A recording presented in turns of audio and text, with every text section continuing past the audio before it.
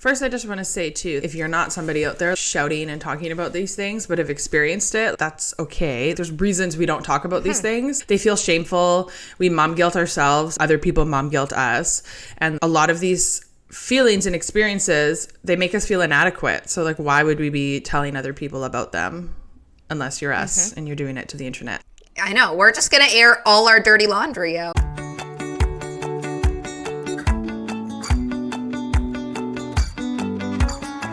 Welcome to the Friendly Moms Club podcast with Jen and Karlee. We're the new mom friends you didn't know you needed. We are creating a safe space to bring moms together, lighten the heaviness, and find joy in the everyday moments. Together, we will share our own experiences of being new moms while navigating the topics we wish more people talked about. Join us every Monday to hear us skip the small talk and dive right into the uncomfortable. Good morning. Happy Mom Day, Jen. Happy Mom Day, Karlee. How are you? You know what? I'm doing okay. I am doing okay. I have actually been dreading this week for months because I went away this last weekend for a wedding, and I know when I'm out of my routine and I'm sleeping in different beds and I'm eating foods I don't normally eat and drinking more alcohol than I normally have, that the following week or weeks I'm just not my best, not firing on all cylinders. So I've been dreading this week because of that, because I knew how crappy I was going to feel. But you know what? It's Friday and I am back in my groove. The only really hard day was Tuesday when I was back to work. I was like, I can't function, but I had to because I had a busy day. So yeah, that's exciting. You've been very busy at work too. So very busy, yes. If you work in healthcare, you know that in the summer, everybody gets to go on vacation. And if you're not on vacation, you get to do the work of everyone on vacation. I actually have my vacation this year in October, which when you work in labor and delivery, that's a pretty slow month. But in public health, that's when we do the flu clinics, like the flu shot clinics. And we have to do one clinic every day. And apparently it's just so busy. And I was like, well, how convenient that this is when my vacation is. That worked out well for you. Yeah. Yeah. So I'm looking forward to that. Yes. How did it go? Because you left Henry for the couple days and you had actual, you and your hubby had a weekend to yourselves. And I know that sounds great, but in reality, there's a lot of emotions that can go on with that, right? Like, yay for a weekend without the toddler, but also then you miss the toddler and you worry about the toddler. Like, there's so many pros and cons, right? Definitely. We were very nervous before leaving. We had a lot of anxiety and intrusive thoughts and just like panic that like, well, of course something's going to go wrong. He ended up being a perfect angel for grandma the entire weekend. Like, didn't even cry. They had the best time. They essentially live on like a mini farm. So he was feeding the birds and watering the plants and eating fresh berries and stuff from the garden. And he just had a great time. The wedding, we were away. So my hubby and I went away to my best friend's wedding and it was a blast. We had so much fun. I actually was officiating the ceremony and then I ended up doing a little impromptu MC of the reception as well. They just couldn't take the mic away from me, so I just kept going. It was great. I think we can all agree that doesn't surprise us. You would be great at that. No, not at all. After I told somebody, like, I actually wasn't supposed to MC, they're like, really? And I was like, honestly, I just love telling people what to do. And like when you're MCing, it's a lot of like herding cattle. Like, okay, everyone, get a drink, sit down, go to the bathroom. We're going to start speeches. And then like when you're introducing people for the speeches, you get to chirp them a little bit, which is always fun. Yeah. Well, at least I did. So it was that kind of wedding. It was lots of fun and beautiful property. And then we had a kid-free weekend. I couldn't even imagine having him there with me. We were so busy in a good way and we were really living it up, had some drinks, had a great time, really.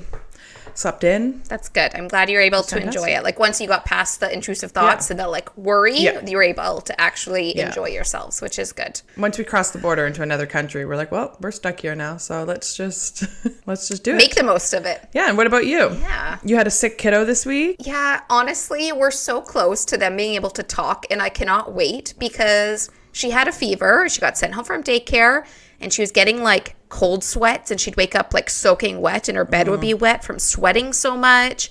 And like she would say owie and hurts, but I have no idea. And she's seemingly better today. She went to daycare, but we have no idea what hurt the last few days. Like the fever went away, but she was really lethargic for a few days. So like she had something going on, but I'm like, can you tell mommy what hurt? And like, hurt. I was like, glad you're saying it, but that doesn't help me know what's hurting. Like, it just is that, I'm like, we're so close to being able to actually, like, you know, have the conversation with them. Like, that will make it easier, which will be great when we can communicate. But I know that there'll just be another challenge when that happens. But for right now, I'm just being like, yay, I can't wait till we can communicate better. And then the baby's constipated, and we had to go see a doctor for that. And we tried all the like normal remedies, so then we had to get a thing from the pharmacist. So we're trying the second line thing. Like, we did all the kind of prunes, pears, all the juices, and like first line things. And so now we're on the second line to see if that helps. Stay tuned. We gave her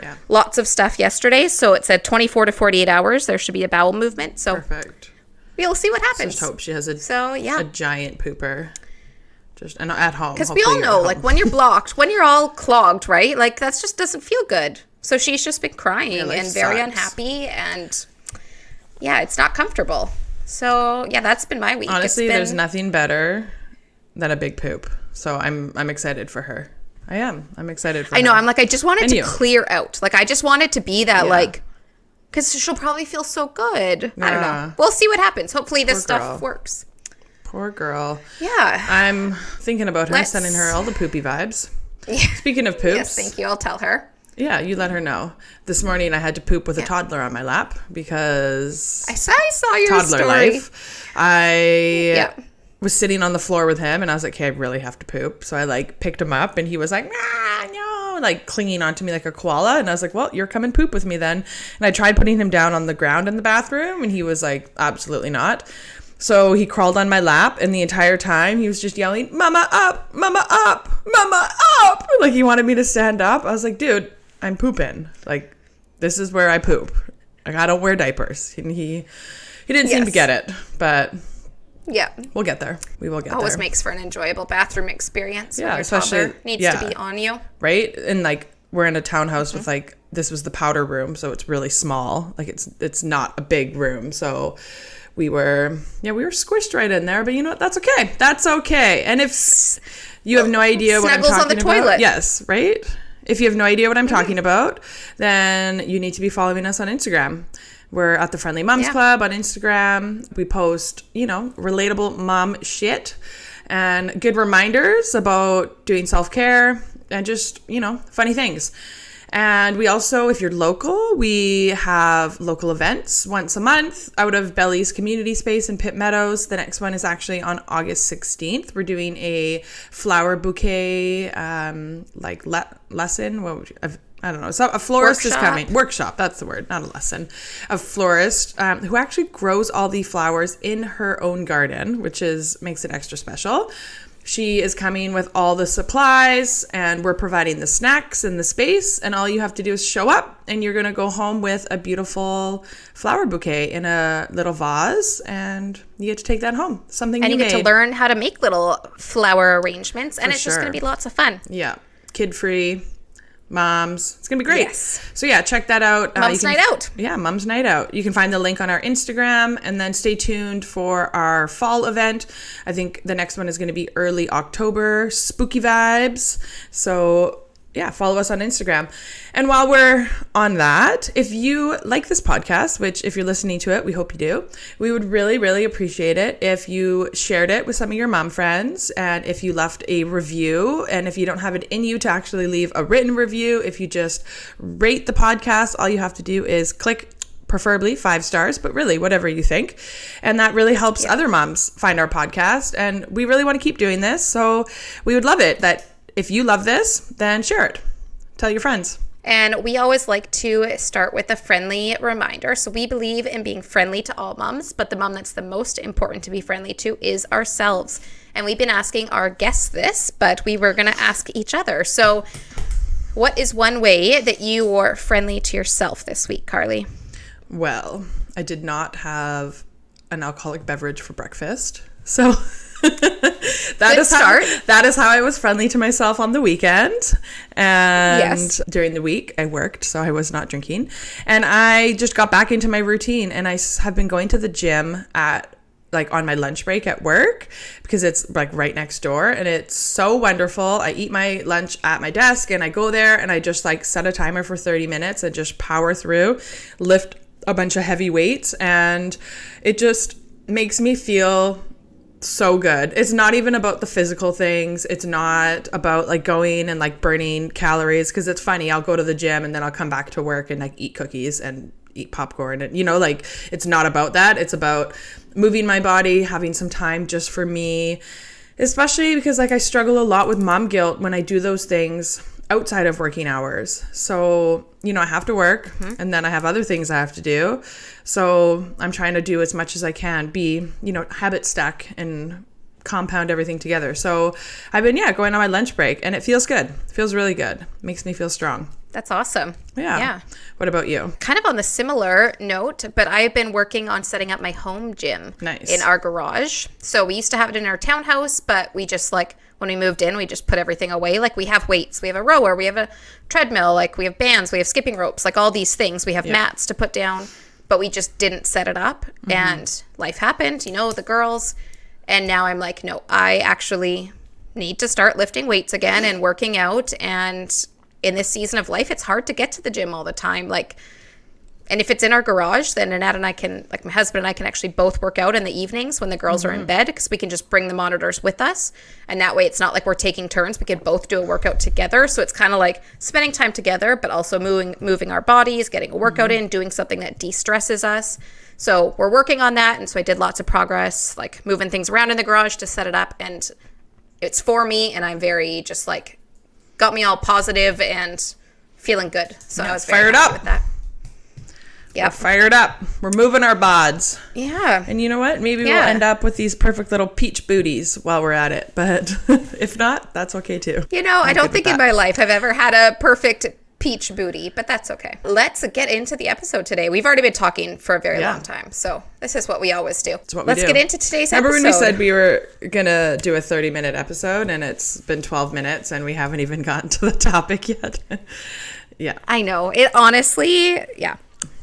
I could say more too. That's the scary thing. Today, we are going to be talking about things that we wish people told us or talked about motherhood in regards to like our mental health and how we would be feeling. So like lots of things that happen really affect how we feel, and not enough people talk about this or share any of it. So then all of a sudden you have babies and you're like, wow, why did no one warn me? Like people talk about the nursery and things to buy and their best products, the best diapers that, maybe they even talk a little bit about breastfeeding or postpartum bouncing back and how to lose the weight again. Like those are things people talk a lot about. Relationships postpartum, people do talk a little bit about, but there's just a few things that we have found that are not talked about enough, and it affects your mental health a lot. So we're going to go through a few of the things that we found. Definitely. Maybe you want to start us off? First, I just want to say, too, that if you're not somebody out there shouting and talking about these things, but have experienced it, that's okay. There's reasons we don't talk about these things. They feel shameful. We mom guilt ourselves. Other people mom guilt us. And a lot of these feelings and experiences, they make us feel inadequate. So, like, why would we be telling other people about them unless you're us and you're doing it to the internet? I know. We're just going to air all our dirty laundry out. Because, like, we know people can relate to this, and we wish more people talked about these, because then when they become normalized, they become less shameful. And going back to our favorite quote by Anne Voskamp, that shame dies when stories are sold. They're not sold. Shame dies when stories are shared in safe places. So this is our safe place. We'll just put it out there on the internet, and we hope that you guys can, relate a little bit and just not feel so alone, because there's nothing worse than spiraling with these thoughts and then feeling alone in them at the same time. Yes. That ain't fun. Yeah. Ain't fun. So let's start off here with the first one we wrote down, that doesn't matter how the heck you choose to parent, you will get rude comments. You'll get comments if you breastfeed. You'll get comments if you don't breastfeed. You'll get comments if you breastfeed in public. You'll get comments if you go to another room to breastfeed.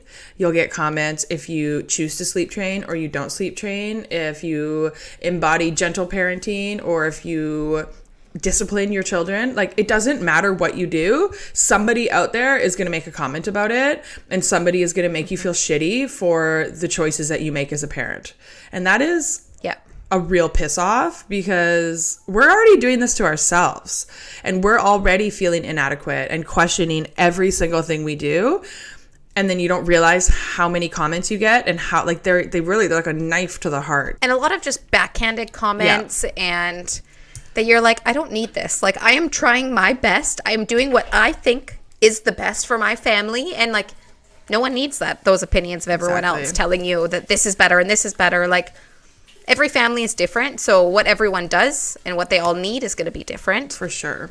You're so right. Like, there's so much context to every situation that we can't walk around like explaining ourselves every time we do something. Really, we should be sending this to the middle-aged mothers and grandmothers who have all of the opinions. It's like they never struggled as parents, or they think that like because we're doing it differently, and it's like, well, sure, we're not gonna well, you know what, we do shame them for how they parented too, but we know better now, you know. It's just, this one really grinds my gears. We're using the information, like we're using what we know now, the studies that have been done, like what research is out there, and we're making the best parenting decisions based off of that and what works for our family. And they did that, but they just did that 30, 40, 50 years ago, and it was very different. Yeah. Right? Definitely. So we're all doing our best, and it's good to remember that and keep your rude comments to yourself. And if it's not a helpful comment, then just keep it to yourself, because if people want advice, they're going to ask you for advice. And if they don't want advice, then don't tell them advice, because it's really freaking annoying. Yes. Also, I wish there was a way to just like let it like wash past you, let it roll down. What is it? Roll off your back when people make these comments. Yes, roll off your back. Yeah, I have no advice in that regard, because this is something that somebody will make one little comment and I will think about it for days or weeks and just like replay it. Even if it's like the most insignificant person and like not relevant at all, I still will let it get to me. So I don't have any advice, but just know that if somebody makes a rude comment and they are not in your inner circle or somebody whose advice you would take and trust, then you just got to get it out of your head. But if you know how, just please tell me, because I don't know. Yeah. Okay, the second one, it kind of relates, but mom guilt. And it is so true. Like, people talk about, mom guilt, like, but it's actually can be debilitating. And like you said about going away this weekend, like you and your husband both had so many thoughts, like intrusive thoughts, which we'll get to, but also that like guilt of leaving your child is always there. But we deserve to have time alone with our spouse and work on our relationship and hang out with our friends and like fuel ourselves and feel good. And we shouldn't have to feel guilty about that. Definitely. And again, people make lots of comments like, oh, you went to the gym and you didn't take like, how come you didn't just walk with your child? Or, you know, you went away with your friends. Like, how could you do that? What, don't you want to make memories with your kids? Well, of course I want to make memories with my children, but that doesn't mean I don't want to spend time with my friends and my husband and like actually have time with them to connect, because we all know kids are hard on our relationship. So like, the mom guilt is so debilitating sometimes. And it's really hard to not worry about everything and not feel like you're doing everything wrong and feeling bad about it all. But in reality, it's just like, it's a real pain in the ass. I didn't expect that I was going to mom guilt myself. Like, I thought, you know, I'll get guilted by whoever, but I didn't expect to guilt myself into things. And like, that was shocking to me, that like I would be like, I know this is why I'm doing something and I know why this is important, but for some reason I'm still making myself feel guilty. Like when I come home from work and I need to decompress and I need 5-10 minutes to myself, even though I've just been at work all day away from my family, but I come home and I'm like, I have to go upstairs and I need to lay down for 5 minutes and not talk to you guys. I know I need that so that I can enjoy the rest of the evening with my family, so that I can be present, so that I can be what's the word? Like an involved mom when I go downstairs and actually do stuff with them. But I still guilt myself. And sometimes instead of actually enjoying those 5 minutes of peace, I sit there feeling guilty, like, well, my husband can come home from work and just like jump into parenting. He doesn't need 5 minutes to decompress. And then I guilt myself. Nobody is guilting me for that. I mean, somebody might if I told them about it. But yeah, I wasn't expecting that I was going to guilt myself. You're right. I expected it to be like the sly comments from a mother-in-law being like, oh, you're not going to bring your child to that? Or like, you know, those little offhand comments that were going to make me feel guilty. But you're right. We do it to ourselves, which is so sad. We talk about being friendlier to ourselves, and this is kind of part of it. Like, we need to give ourselves the space that it's okay if we need 5 or 10 minutes. And that doesn't make us less than as a mother. That means that we are actually in tune with what we need and our feelings, and we're being true to ourselves. But I feel like we just often don't take our own needs into account, and we just leave them at the bottom. And then we feel bad about everything. Yeah, mom guilt is very tricky. And even if you think, like, I'm not going to do this to myself, like, you're just going to find it's going to pop up. And you might not even acknowledge, like, that's what you're feeling. That, like, ugh. Like, I made a reel about this yesterday, that, like, if mom guilting myself for, like, taking care of my basic needs was an Olympic sport, like, I'd be rolling in gold medals right now. But I, like, deep in my core truly believe that self-care is not selfish. And I believe that we deserve to take care of ourselves. But then when I do it myself, I still feel guilty. So, like, riddle me that. Like, what? Like, it's the patriarchy, but still. Shit runs deep. Because I would never even think that somebody else is being selfish or guilt somebody for, like, taking however long to go and move their body or go out with their friends. But then when you're doing it yourself, it's like you're your own worst critic. And for some reason that I feel like I should be above it, that I don't need to fill my needs, that they should just be met just from living life, which, like, that's ridiculous, right? I find myself even being like jealous. Like, I'll hear other people be like, oh, I went with my friends, or them and their spouse went on a vacation, and I'll be like, oh, that's amazing. Like, I'm so jealous. Like, you know, I wish that we could do that. But then if I try to do that, I feel so bad. And I'm like, no, I saw someone else do that. And my first thought was like, yay, go you. Like, I'm so happy for you. Like, I want to do that. And then I go to try to do it, and I, like, just make myself feel bad. So it's okay when someone else does it. And then if I try to do it, I just tell myself that I don't deserve it. And I don't, you know, I just talk myself out of it. And why I'm not good enough to do it. Thing. And that's so messed up. Why can I think something is so good when someone else does it?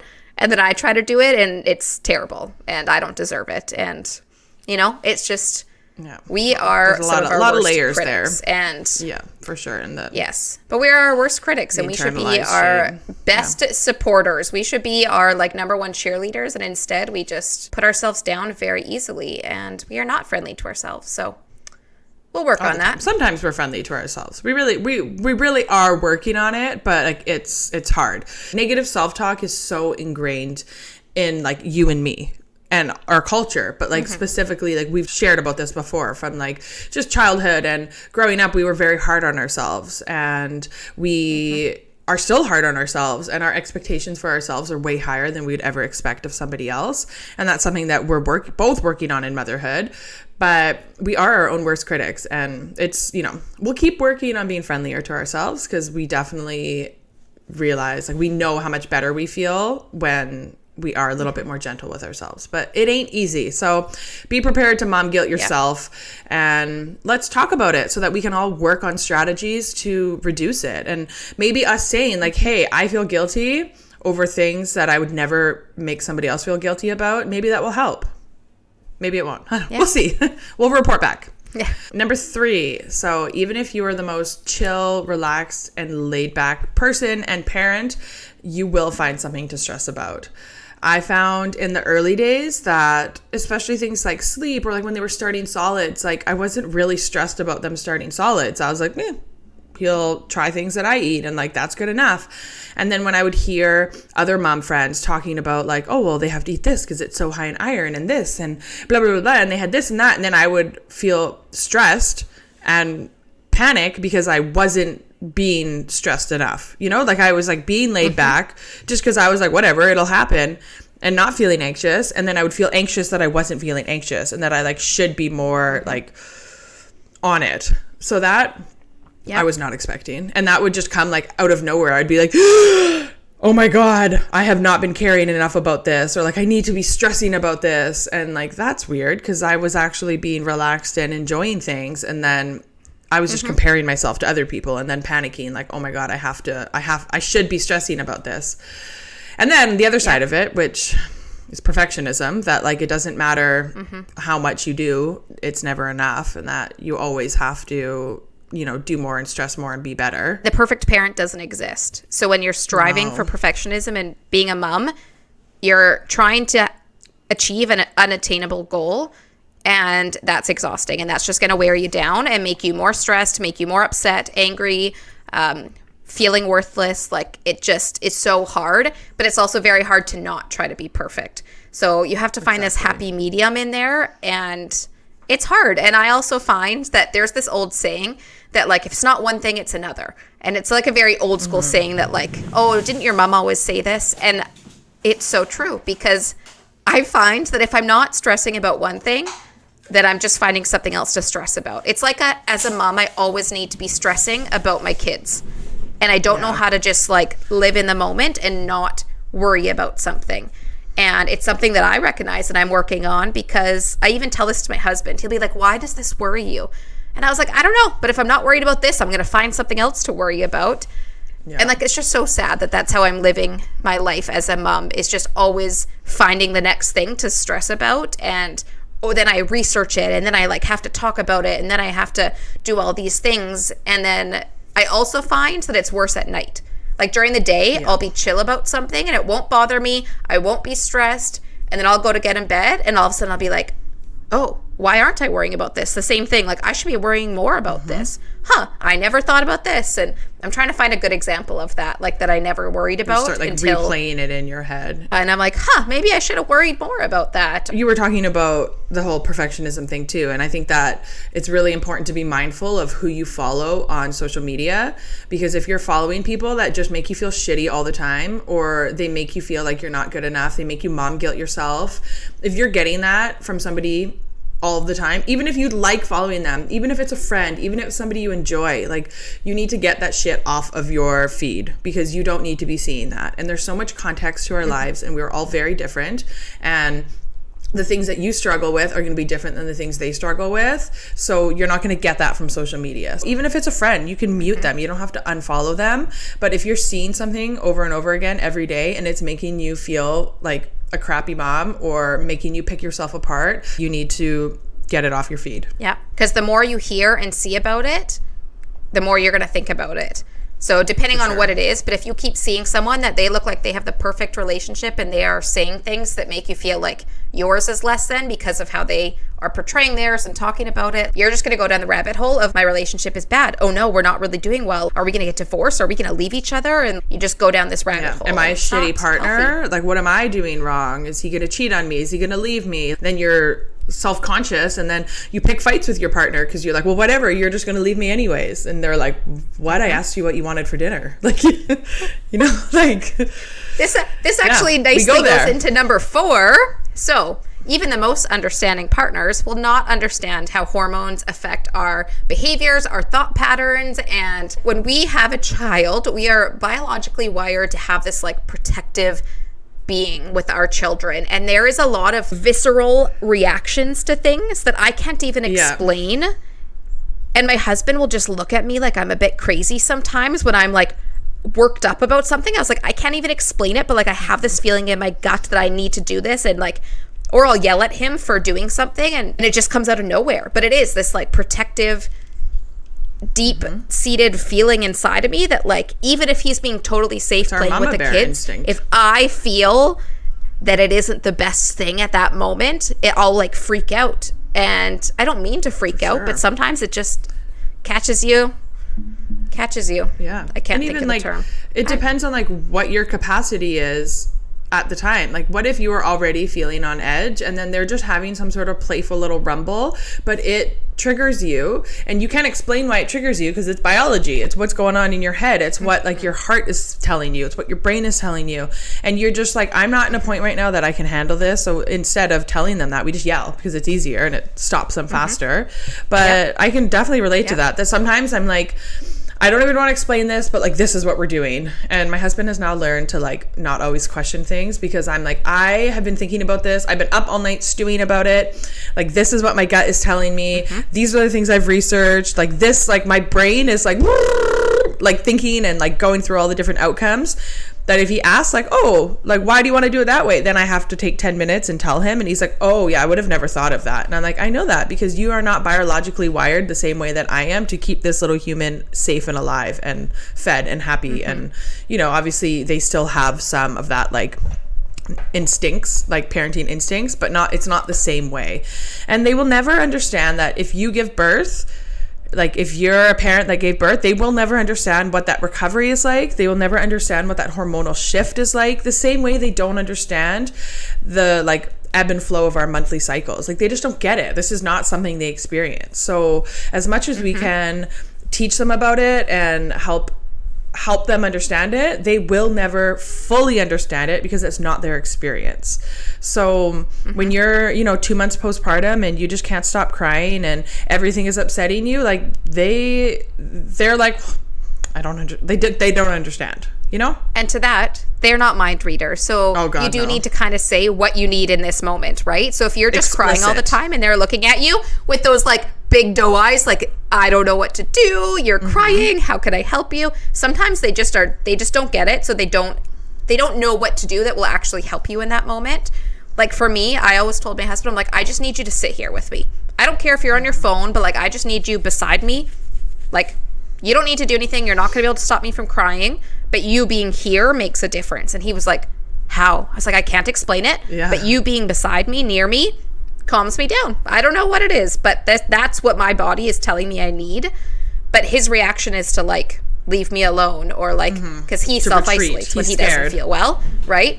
Yeah, so he just wants to leave, and like, because he doesn't know what to do, so I'll just leave you alone. And like, that's the last thing I need. Anyways, my whole point in this is you need to actually say what you need. So when you're having these like big feelings, this like intuitive, visceral reactions to things, it's good to explain this to you, for sure, your spouse, and say what you actually need in those moments. Yes, you cannot get them to read between the lines. There was nothing left unsaid. Like you need to say very clearly, like, I need you to sit on this couch next to me and put your hand on my back. Because you could just say, oh, I just want you to be with me, and then they'll go in the kitchen and start doing dishes, because to them they're like, well, I can see you, so like and this also brings up that like our communication styles are like often different than our partners, and that's just partnership in general, whether you're a parent or just a part in a partnership. And these will be, if they're different, will be exacerbated by having a baby. So we, like Jen and I are similar, that like when we're hurting or sad or upset, like we want our partner there, we want them to be with us. Where my hubby, and like you just said, your hubby, like he retreats, he isolates, he doesn't want to talk about it. So when he does that to me, thinking that's what I want, like it just gets me even more fired up. And like the last thing you need to do to like a hormonal ragey woman who's bleeding and has sore nipples and leaking is like leave them alone. Like that's not what I need. But he doesn't know that, because that's not how he feels. So again, nothing left for interpretation. Make it clear. Yeah. And while we're on the note of biology, something that I was not expecting to feel, but really, really, really affected my postpartum journey was the resentment I felt for the biological roles in parenting. So I've talked about this before, that like my hubby and I, before having kids, like we're very modern. Like we don't have like pink jobs and blue jobs. Like we just both do everything, and we both cook, we both clean, we both do groceries. And then even when baby came, we still shared those responsibilities. He helped with the feedings, he helped with diapers, but there was like a certain amount of biology that still played a role there. Like when Henry was a baby, like sometimes he just wanted his mom. Sometimes he just wanted to be skin to skin with me. I was also breastfeeding. So when I wasn't pumping, I was the one that was feeding him. And like, I was the one that was like worried about supply and worried about latching and worried about his development, where my brain, wired me to do that. And I resented my husband for not having those same feelings. But like biology, like he didn't have those same feelings because he didn't grow a human and pop it out of him, But I didn't expect to resent him for just biology, like it's not his fault that he wasn't the birthing person. Like it just, And sometimes you're going to resent them no matter what they do. So even if they are being quote unquote the perfect partner, you're going to find something to be upset with them about or resent them for that they can't do. And like they can't breastfeed your child. Like that's just biologically not going to happen. But if I was having a hard time breastfeeding and my husband was like, well, let's just switch to formula and bottle feed, then that way I can do it. Then I was mad at him that he didn't want to support me in my breastfeeding journey, even though he was just trying to help. Like that to him, he was like, well, then I can take on that role. And I was like, that's not the point. Like then I was mad at him for that. But if he would have tried to tell me to keep breastfeeding, I probably would have been mad at him for like, well, why don't you take on responsibility? Why don't we switch so that you can do it, right? Like, it's almost like a lose-lose sometimes, and you're just going to be upset and resent them for whatever it is. Like in this case, not being able to breastfeed. Like, you're just going to resent them. And it's honestly a shitty time because no matter what they do, it's oftentimes not going to actually help the problem. And we just have this invisible load of all of these things we take on inherently as the mother that they cannot do. Like, they just, like, they don't even pop into their head. There'll be things that I'll say to my husband and he'll be like, I've never, ever in my life even thought of that for a second. Like, things to do with our kids. And I'm like, how has that not crossed your mind? I spent all night thinking about this. And he's like, I never, ever would have thought that. And like, it's just different, right? We just worry about these things. Sure. And sometimes I wish I could turn it off and that he could take this whole brunt of responsibility. But it's just, I don't know. It's just not there. Yeah, you can't. And even like you talking about when your husband would give you whatever solution, you would still be mad.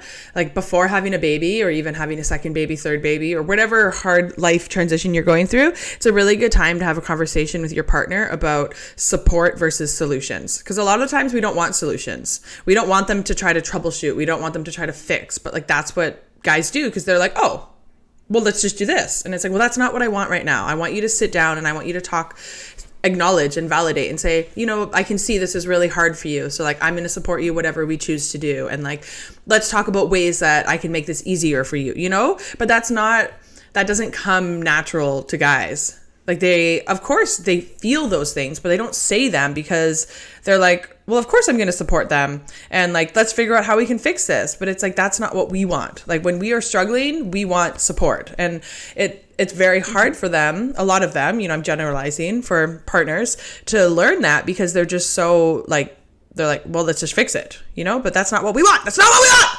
You know, fired up. We're just like rolling into these next ones here. We're doing a very good job. I'm just patting ourselves on the back because the next one we wanted to talk about is the mental toll of breastfeeding. People just, I don't know, wrongly assume that breastfeeding just comes naturally to everyone and it's going to be easy.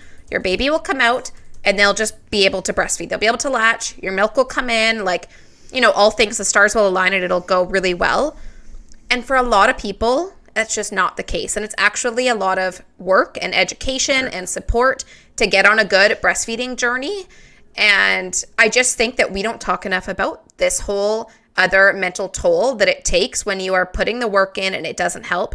Or, you know, you are putting the work in and you can't figure out why, then they have a tongue tie and you need to go get that revised. And then you have to work through the pain and that, like, there's so many different things that can happen that can change your breastfeeding journey. And all of it is exhausting because not only did you just have a baby, so you're physically not in the best shape or you're bleeding, it's, you know, healing from your incision, your birth, whatever, but you're also emotionally, your hormones are all out of whack. You're leaking or your breasts hurt or you're trying to figure out your nipples might hurt. They might be sore and cracked. There's just so many different things that can happen. So physically and mentally, you're exhausted. And then if it doesn't work right away, you're just like, makes me want to throw in the towel. I was just like, this should just happen. Why isn't this happening? I'm screwed up. And I went down a negative path and it's just so hard. It's very hard. It's very hard. And like on top of the like mental toll of breastfeeding too is the mental toll of pregnancy. And, you know, a lot of our partners did pick up the slack during pregnancy. Like Jen, your partner was taking care of the toddler. And like with your first pregnancy, he was cooking all the meals. And like same thing, like I didn't cook a meal for like probably 5 months when I was pregnant because I couldn't. And, you know, they pick up slack in other areas, but they still don't understand the mental toll of actually growing a human from scratch and like the way that it affects your brain, the way that it affects like your thoughts and your body and just like your identity, everything. So like the mental toll that moms experience from pregnancy to the end of pregnancy to birth to becoming a mom and then breastfeeding and, you know, then the identity change of like, am I going to be a stay-at-home mom or a working mom? And we deal with so much. Where men, it's expected. Yeah, you became a dad. Cool. How much does that really change your life? You know, it does. It does. I'm generalizing. But, you know, in traditional roles, it doesn't change their life that much. They go back to work the next day. They come home from work. Sure, okay, there's a kid there now, but like their dinner's still on the table. And, you know, like that's much more traditional than how many of us live now, right? But yeah, women go through a lot. They still might play sports. They get to go to the gym, right? Yeah. And yeah, so they might still continue with their daily things, still hang out with their friends, still do their routine that they're used to, when your life is like, you're attached to this baby now, and it's just so different. And same with pregnancy. A lot of moms that I know that we've talked about this, the guys don't have that same, like when you're trying to conceive, it doesn't affect them as much. There's just so many things that women kind of bear the brunt of in regards to physical and mental toll of pregnancy. I threw up and was super sick, and now I'm having dental issues and I have to go to the dentist, but that makes me want to puke. And like, there's all these side effects to how much I threw up and I was sick and I didn't move my body and I couldn't eat and I wasn't getting any nutrition, that now I'm dealing with the fallout of that. And sometimes I get upset because I'm like, you didn't have to change your body. You didn't go through any of this. Yeah. Like, I can't brush my teeth without dry heaving. Why? Why did I have to get all of this? And then why did I have to actually have the birth? And why did I have to do the breastfeeding? Clearly, this makes me fired up. I'm just like, for biology. Yeah. It does. There's so much to it. Yes. Yeah. And it's mentally exhausting. And it's okay if you are exhausted. And we're just here to say, we get it. There's a lot, and it is mentally draining. And a lot of times your family, even like your own parents and your siblings, like they're just not going to understand how you are feeling. My mom doesn't remember what our breastfeeding journeys were like and she just like looks back with kind of like rose-colored glasses. She's like, you guys all slept. And I don't think you guys fought at all. I don't think you guys had temper tantrums. And I was like, we must have. Like, we had to have. But when they look back, biologically, our body doesn't want to think about all those like little bad things, the hard things. When you think back to those memories from 30 years ago, it focuses on all the positive, really happy moments. So she can't really relate to what I'm going through now because she doesn't remember it. So even if she did have a crappy time, she probably doesn't actually remember the feelings that she was having during that moment.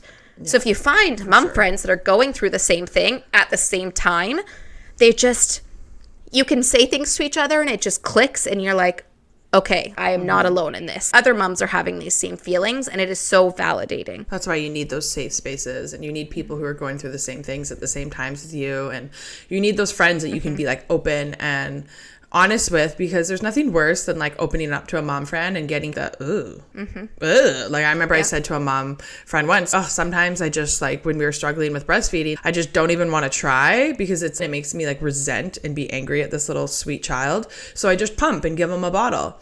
And I remember them saying like, oh, I just love breastfeeding. And I'm like, okay, but your experience is different than mine. And I remember thinking, well, that makes me feel shitty now for not wanting to breastfeed him. But it affected me mentally. Like I resented him for just like not wanting to do it, you know? Anyways, little tidbit there, little And addition. The last one that we actually have written down is intrusive thoughts. These are very scary. And I think that they're actually fairly common with moms, especially with young children. I think they just change as your kids get older, like what the intrusive thoughts are. I had them before I had kids, and then they just changed. Like, I always had intrusive thoughts because of my job and my anxiety, PTSD, whatever. Like, I wasn't new to them. But then when you have kids and all of a sudden your intrusive thoughts are about your children, it just gets 10 times scarier. And I would have thoughts, like I'll be driving and I'll worry about getting stuck on a train track and how to get my kids out of the car and who do you get first and how do you get them out of their car seat quick because there are all these buttons and all these things and then their arms get stuck. And I worry about that when I'm driving because I have to cross the train track every time I drive anywhere.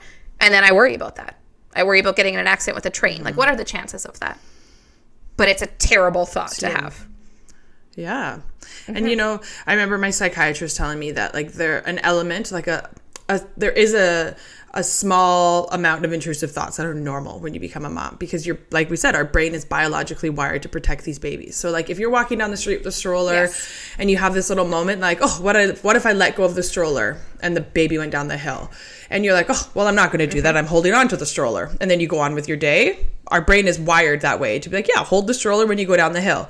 But if you're walking and all you can think about and you're picturing, like what you're saying with the train tracks, and you just can't get it out of your head and you think about it every day, all the time, like those are often signs of intrusive thoughts that are stemming from postpartum anxiety and postpartum depression or even perinatal, like if you're still pregnant too, because it can happen in pregnancy and postpartum. So if you're having those thoughts and like you're not able to kind of let them pass, like acknowledge them, be like, well, that's not what's happening, and then let it go, then definitely reach out for help because there's a chance that you could be experiencing, you know, something that can be treated. But yeah, there's like some of them, it's normal. Our brains are wired, but then also they can be debilitating and they can affect our day-to-day life. And we've both experienced that postpartum, and mine was mostly in pregnancy, that I would like play out these scenarios of like bad things that were going to happen while I was pregnant. I was just going to say, I think sometimes like our childhood experiences and our work experience will affect what intrusive thoughts that we have.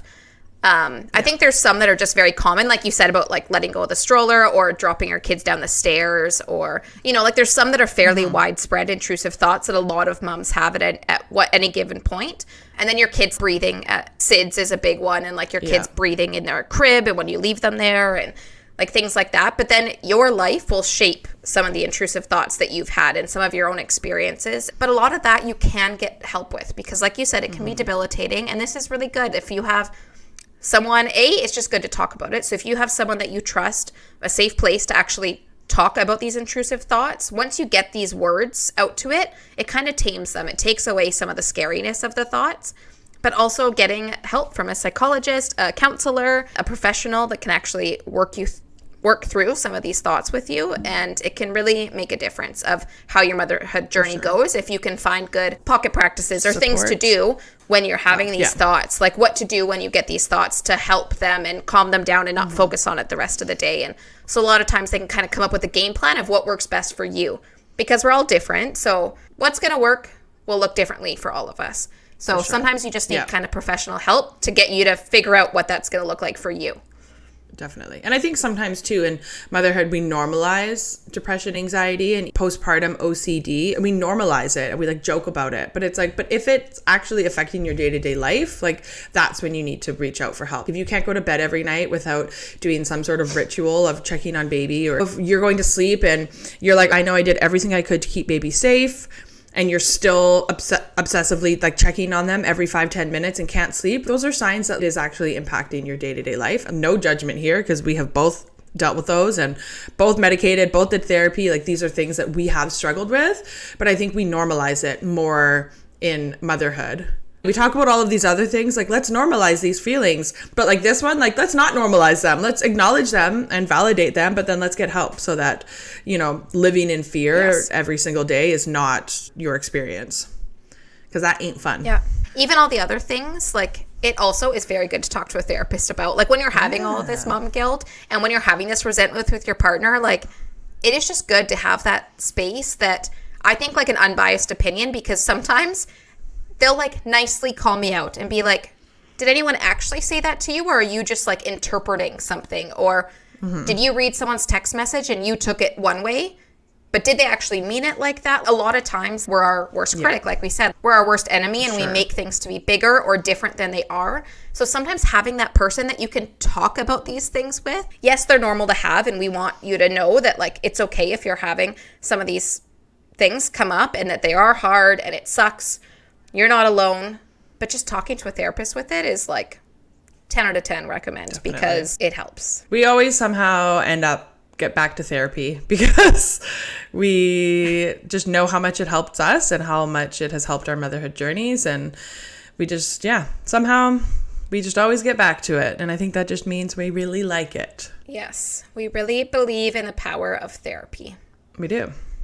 So on that note, why don't you go follow us on Instagram, share this podcast with a mom friend, and then go book a therapy appointment. What a good trio. Yes. The trifecta. Thank you for joining us today, and hopefully that made you feel a little less alone in some of the things that you experienced with after having babies, or if you are pregnant and having a baby soon. Like these are some of the things that we experience. So if you do experience them, you're not alone. It's actually fairly common to go through some of these. Let's talk about it more. Stop suffering in silence. That's it. All right. Well, have a good Monday, little mom day, and we'll catch you over on Instagram. Okay. Bye. Bye.